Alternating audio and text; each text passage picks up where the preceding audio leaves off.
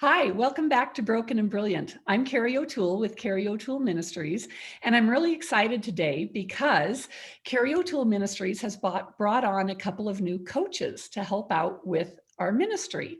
And so today I'm going to introduce to you Maureen Gonzalez and Jen Opknorth. Hi guys, how are you today? Good. How are Hi. you? Be Thanks here. so much for joining me. We haven't done a podcast in a while because of COVID and all of the crazy that's been going on in the world. And normally I'm used to doing a podcast live with people like in the room. And so here we are on Zoom. So we're playing around with this. So pardon us if we have any little glitches here today, but I'm super excited to introduce Maureen and Jen. They're going to be coming on working with some of the clients that come in and need coaching with Carrie O'Toole Ministries. So I thought we could do is just sit around today and share a little bit about our stories and what drew you to wanting to help other people and how we're different and why people might want to coach with you. So Maureen, why don't I start with you? Share just a little bit about your story, your family, and then we'll talk a little bit about what brought you to Carrie O'Toole Ministries. Thank you, Carrie. The Lord brought to my husband and I two children through adoption. We adopted them from Panama. It was a private adoption where my husband was in Panama at the time doing business. We looked in the yellow pages for a lawyer and she helped us adopt two children out of an orphanage in Panama. And so we adopted them, a boy at 6, he was 6 years old, and my daughter was 4 at the time. And we were in New York at that time. And it seemed, since we didn't have any biological children, all of the things that they did and their behavior and experiences we thought were normal. So we didn't know any different until we started to be in different homeschooling groups and different settings where I knew that our family was different. And I would say for the first 7 years, the word RAD and the word trauma were never ever spoken to us. And so we were in a pretty isolated environment where I just thought that it was we were doing something wrong, something was different about the kids, and we just tried our best. We tried one thing, it didn't work. We tried another thing, it didn't work, and we just parented the best that we knew how. Yeah. So when did you start knowing that something was really wrong and did you seek help? What did that look like? Right. Well, when we moved to Colorado 10 years ago, we were in a small co-op group with some homeschooling families, and one of the teachers had adopted children. And she pulled me aside one day and she said, "Have you ever heard of RAD?" And of course I said, "No, Mhm. what's that?" And she educated me, and everything started to just open my eyes. And I thought, that's it. And at that time, I stopped homeschooling because my children didn't want to be homeschooled anymore. So we got them into a little private school and we got some counseling. She referred me to a counselor who has and is to this day wonderful. And has educated us on RAD and helped my children while they were in high school through that process. That's great. That's great. So something that's a little bit different with with Carrie O'Toole Ministries, many of the families that I work with end up having to place their children outside the home, either in respite or boarding school or therapeutic treatment, or in a new family, which is what our family had to do. And that's not the case with you. Correct. We Yeah. did we did respite with both of them for a period of time. For my son, it worked wonders. He came back from respite and he was repentant. He was helpful. He kind of got back into the groove of doing what he needed to do for school and for his other activities.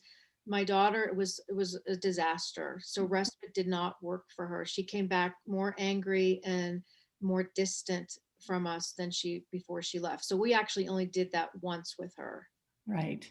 So tell us a little bit about your background outside of kids and what brought you to Carrie O'Toole Ministries. Well, I I have an MSW. I went back to school in my late 20s to get my degree in social work. And I had been at that time living in New York, and I had a little sister from the Little Sister School program. And I was in the business world, and I would meet with her every Saturday. And she lived in the projects of Coney Island. And every week I would go there and I would just think, there's got to be more to life. There's got to be more to life than selling perfume and being and doing sales in department stores. And I want to do more to help people. So I went back to school in my late 20s and graduated in my early 30s. And I got my social work degree because I just wanted to be helpful and to be in a community where I can help other people. So after I graduated, a year after that, or a couple years after that, we adopted. So I didn't use my degree. I stayed home with my children. And You then did use your degree, just I not did outside have the a home. degree. I just didn't get paid for it, or I didn't have an office to go to. But Mhm. I used it every day for sure. And then my children are now out of the home; they're young adults, and so I the Lord just led me to go back and just open that door again. And through my own healing, I feel like I would like to give back to other people. That's awesome. Thank you so much for sharing. And we'll come back and include you in the discussion here in just a little bit too. But let's jump over to Jen. Jen, you want to share a little bit about your family? Yeah, absolutely. My husband and I, we adopted in 2016, October of 2016. We have 4 biological children. Currently, their ages are 17 down to 7. So there's a 10-year span. And really feel like we had rose-colored glasses going into the whole adoption experience. I remember now knowing what I know about RAD, having never heard about it in the pre-adoption stuff. So I really feel like we went in with rose-colored glasses, which I feel like a lot of people do. I think it's kind of normal. You feel like you're bringing this child into your family. It's going to be a blessing for you. It's going to be a blessing for them. And everyone's just going to come together and love each other and live together forever. Um, I, I, I think that had we had some sense of what RAD was, maybe we would have picked it up a little sooner. So we adopted in 2016.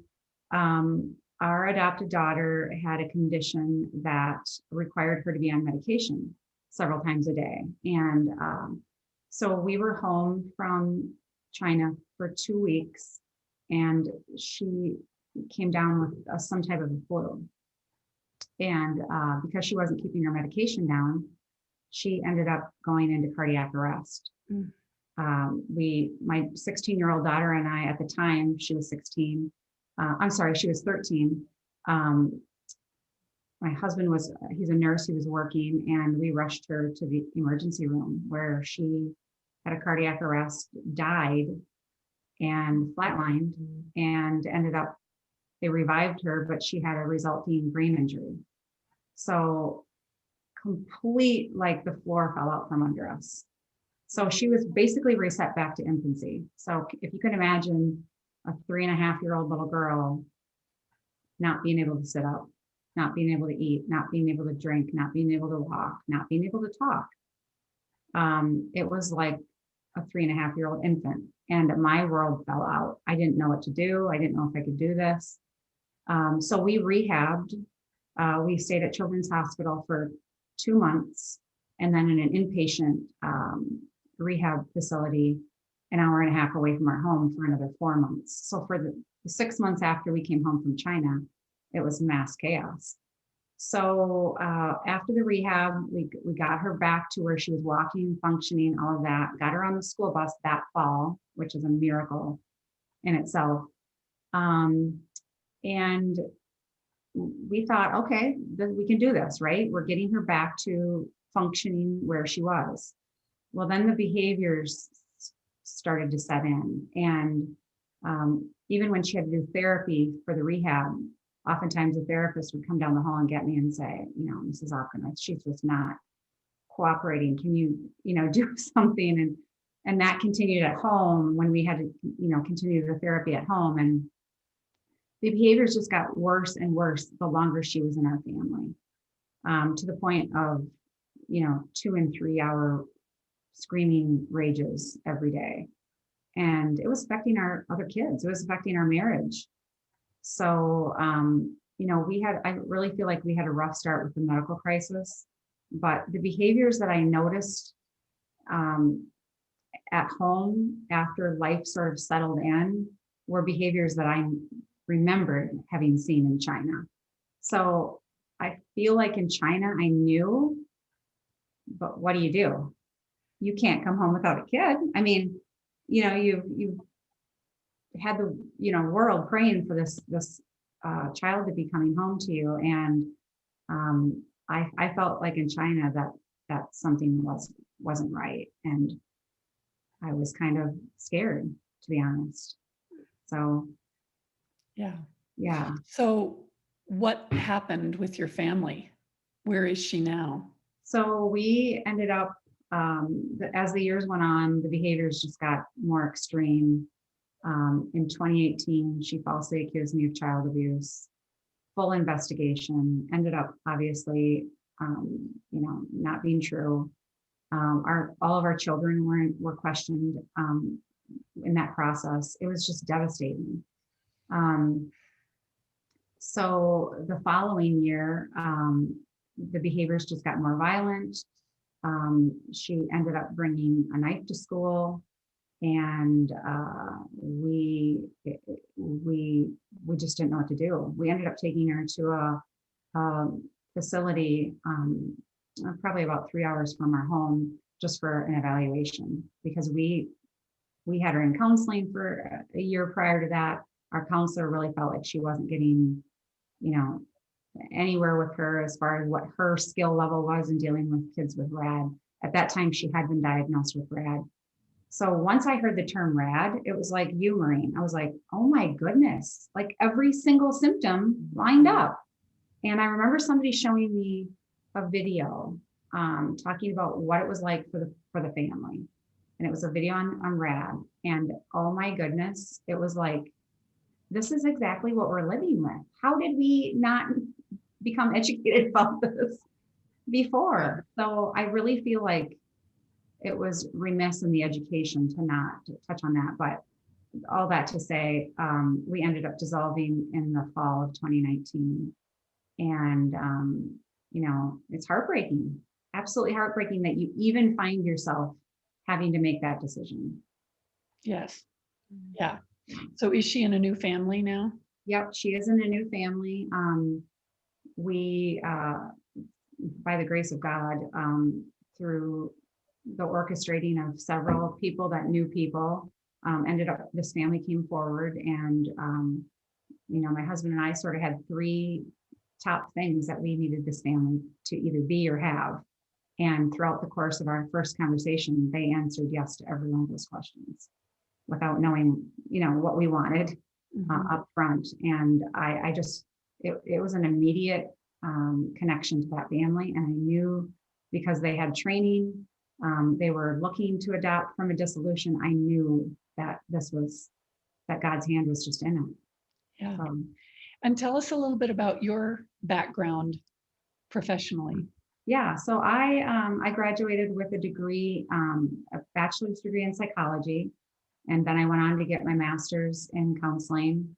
My husband and I were married that next week after I finished my degree in counseling, and we went on to have our first daughter 3 years later. So I worked as a school counselor for the 3 years after we were married, but then knew that I just wanted to stay home to raise my kids. So like Maureen mentioned, like I didn't ever feel like I was using my degree, but when you look back on it, it's like, oh yeah, I was using it. And then I kind of felt like that too when I adopted, and the behavior started. I kept thinking, I have the education to back this up. I should be able to figure this out.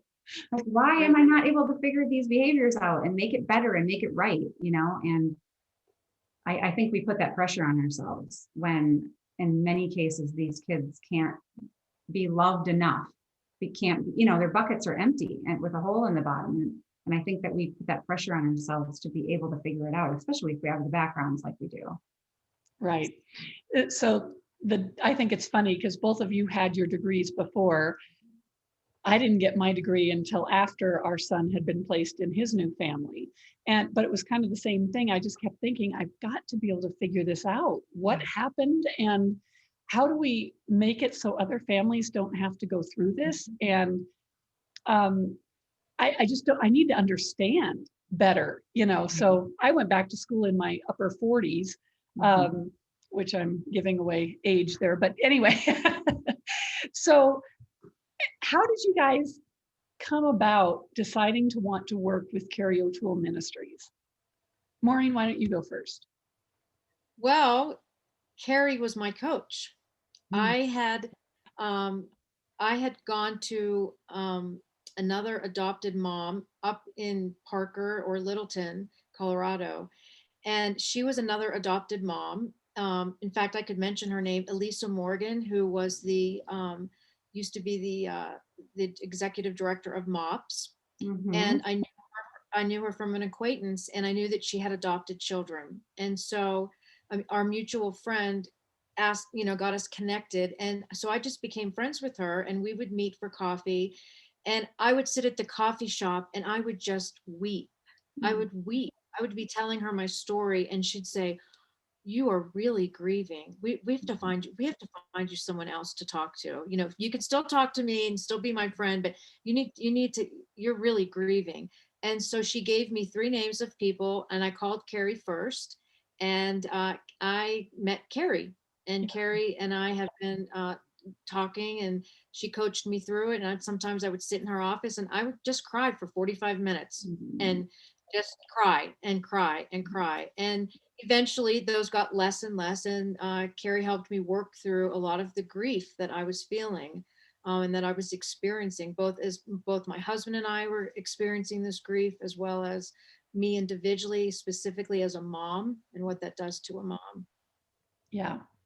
And Maureen, you were such a unique client because you lived close by.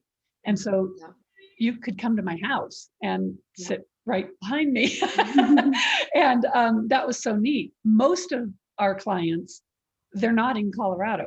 I mean, we get one here and there, which is really a neat thing to get to meet somebody in person, but most of our sessions are over Zoom or on the phone, depending on which they prefer. I really think Zoom is better because you can see each other and you get the compassion between eyes, even, knowing that person really understands. So yeah, Maureen, as I was thinking about expanding with this ministry, you were one of the first ones I thought of because I knew about your background, and we had worked through so much together, and it was very similar to what I was doing with so many of the other clients. I'm like, you could do this. You already know what you're doing. When you're not triggered yourself, it's real easy to be able to help somebody else. So I'm excited to have you, and I think one of the neat things that you bring is that you did not ever relinquish parental rights. So you are still parenting. It's a struggle sometimes, but you still are parenting. And so I think that for those parents who really, are just absolutely sure that is not what they want to do, but they need some help dealing with their own grief and their own trauma, and even some parenting help, you would be a great match for them. Yeah. Hopefully, yes. Yeah. And, it's funny because sometimes people will come to me and ask for parenting help with kids with RAD. And I just have to tell them, listen, if I had figured that piece out, our son would still be here. I did not figure that out. I'm not the one.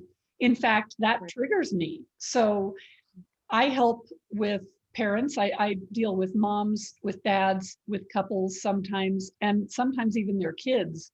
If they're like 8 or 9 and up, I can help with that. But I've had people say, could you help our child with RAD? No, that is not me, So do you want to speak to that at all, Maureen? Well, I mean, I wouldn't say I'm the expert on parenting a RAD child. We made lots of mistakes. We did a lot of things that worked as well. And so I think the more I'm educated on RAD and more educated on trauma, early childhood developmental trauma. I certainly would have done a few things differently. And so just looking at that and learning that, I can certainly help with some tricks of the trade and some skills and some things that really, that traditional therapy, that if you would go to a traditional therapist, that they wouldn't even know what to Right. do. Like Mhm. having a timeout, for example, is the worst thing that you could do Yeah. with a child with RAD. But people don't know that. So it's those small tweaks that you can do as a parent. Right. That's great.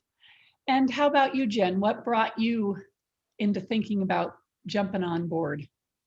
Well, it was another orchestration, I swear by God.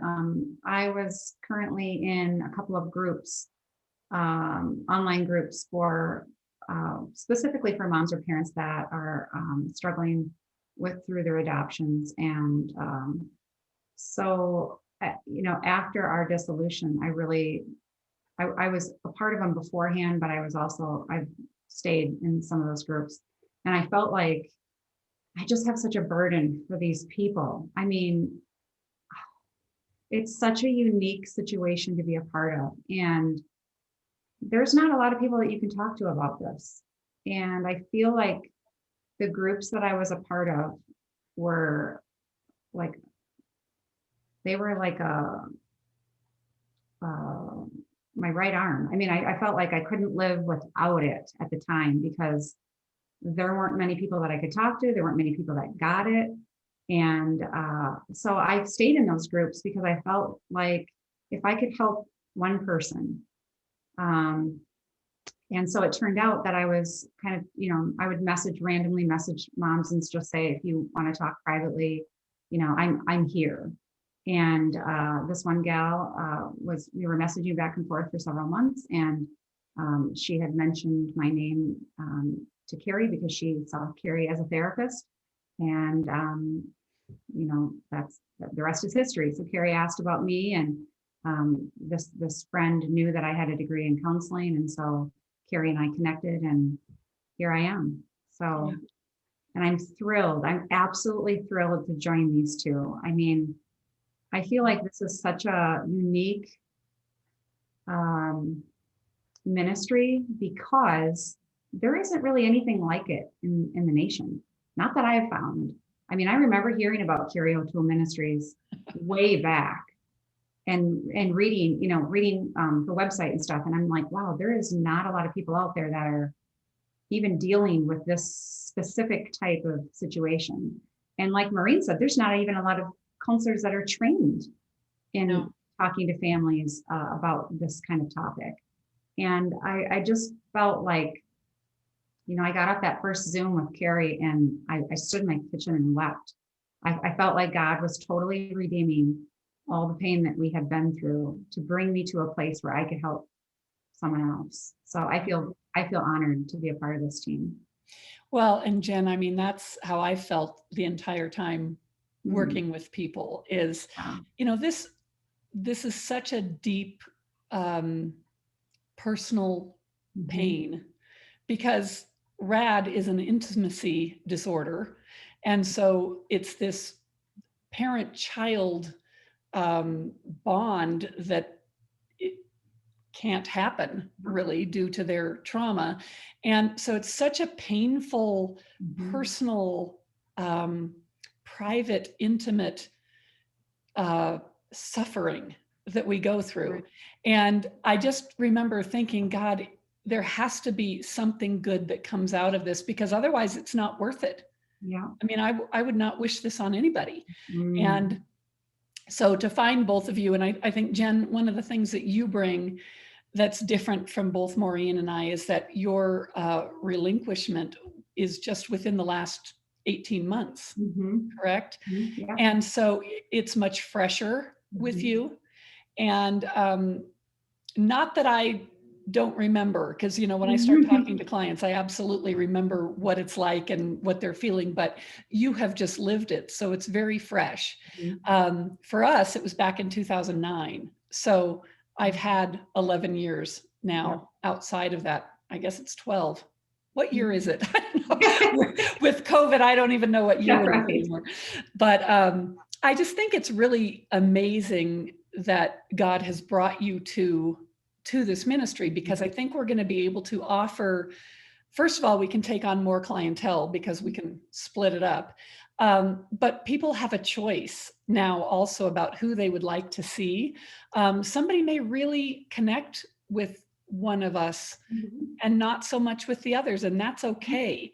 Or somebody's story may connect with somebody else. And so that's what I'm super excited about.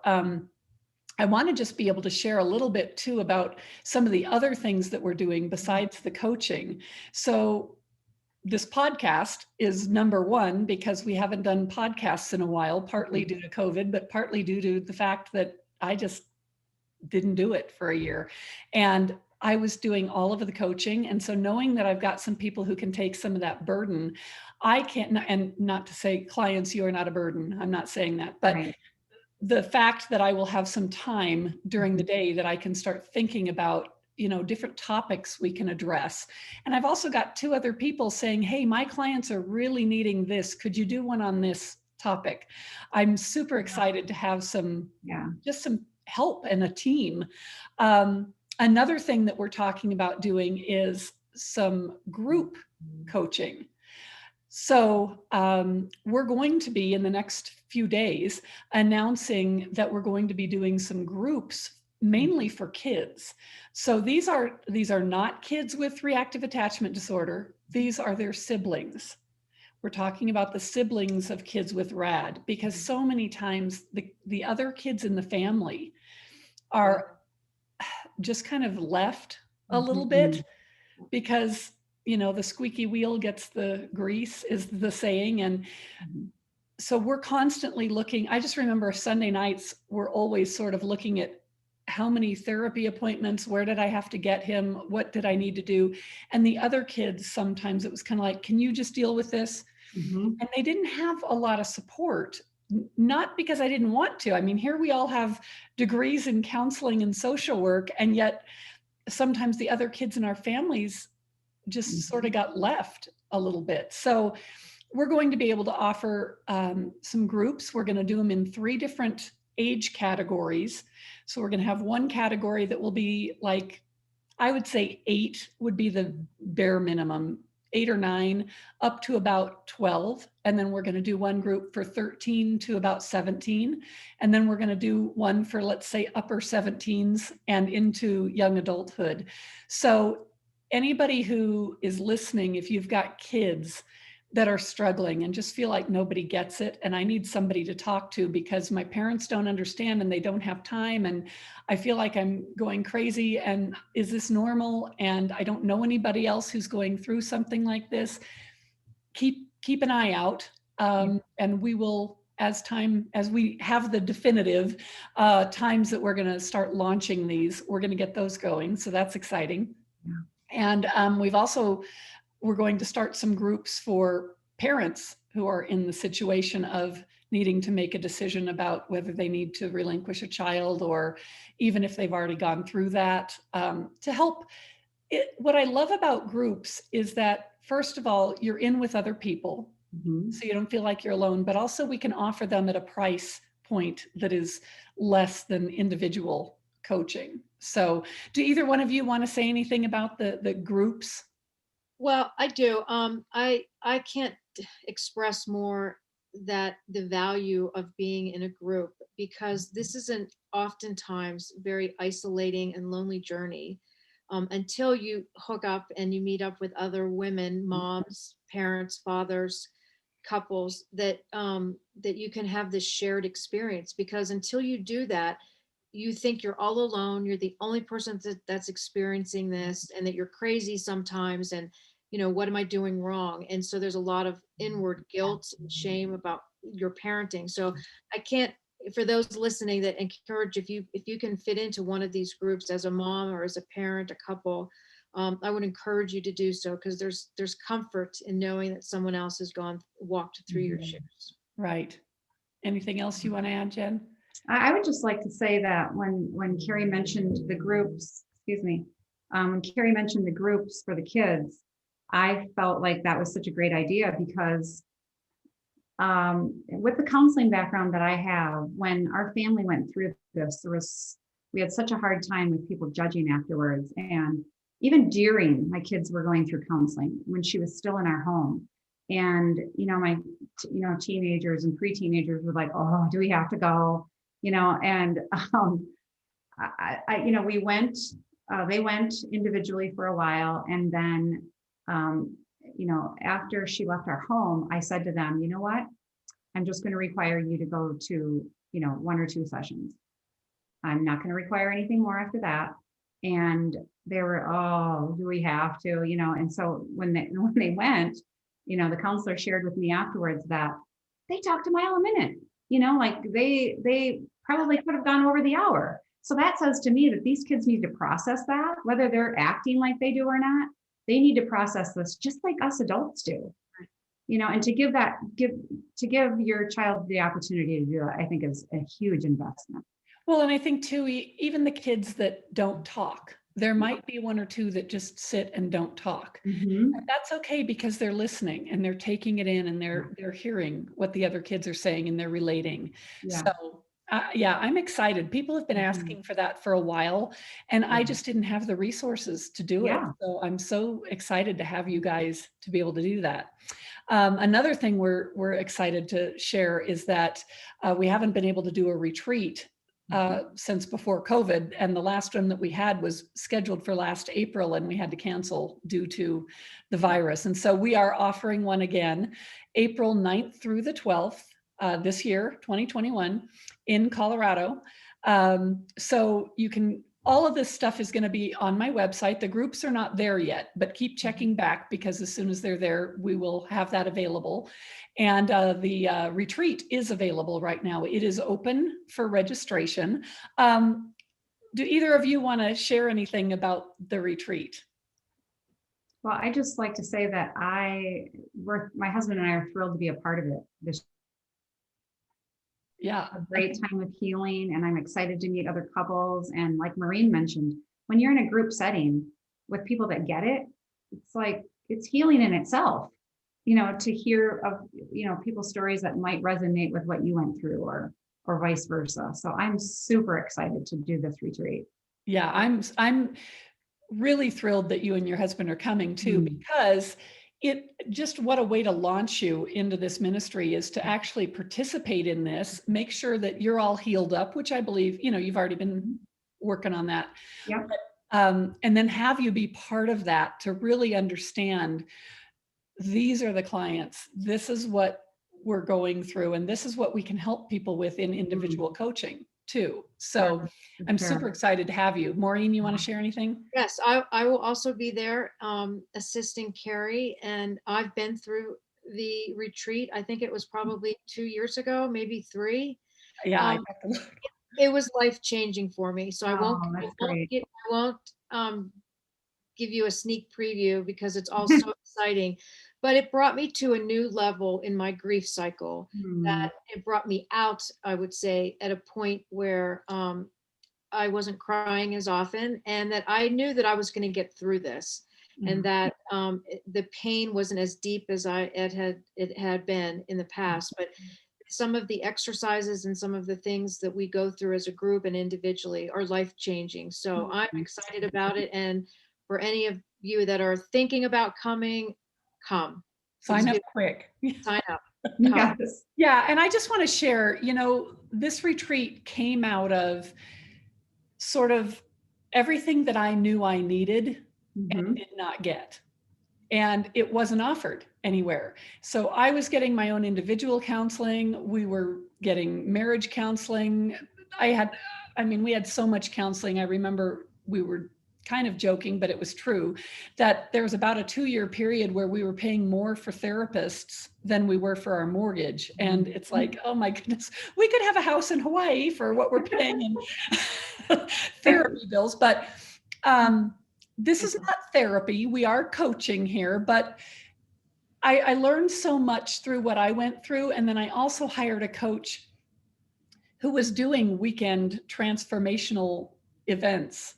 And so she worked me through, just challenged me and asked me questions and said, okay, what are you trying to do? And how do you want to do this? And really pushed me to develop this. So it wasn't something that I just sat down one day and thought, well, I could do this. I mean, it really is a process. And then I also have some crisis response training. And so I understand what's going on in your brain when there's trauma, and also how grief and trauma interact together. And so how do you grieve through this? Because we really do need a process, and you need a safe place to be, and you need a lot of support, and you need somebody to kind of walk you through it, because in the Western world, we're not great at grieving losses. You know, somebody might die and you're back at work the next week, and that's just not what our bodies and our minds and our souls and our spirits need. So we really encourage people to take this little chunk of time, these few days, and put everything aside and come and just be there. And, you know, people worry about, am I going to come and cry the whole time? I mean, Maureen, did everybody cry the whole weekend? Oh, no. We actually laughed a lot because you have really new friends and great friends that have gone to a depth that no one has gone with you before. So yes. Yeah, there are some tears here and there, but it's not like you show up on Friday and I go, okay, now start crying, grieve. You know, that's not what it is. We do some exercises, and there's some fun, and there's some really neat bonding time with other parents who just get it. So we really would like to, all three of us will be there this time. So we really would like to invite you to come and join us.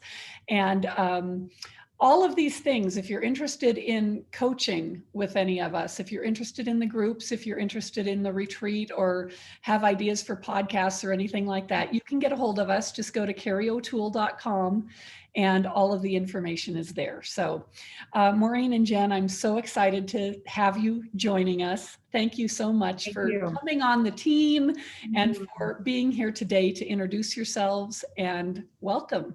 Just so excited. Thank you. Thank you, Carrie. And I'm excited about moving forward and growing the ministry and reaching many, many women and families and fathers. Yes. Me too. I'm thrilled to be a part of the team, and just looking forward to all the families that we can reach. So thank you all for joining us, and we will see you next time here on Broken and Brilliant. Bye-bye.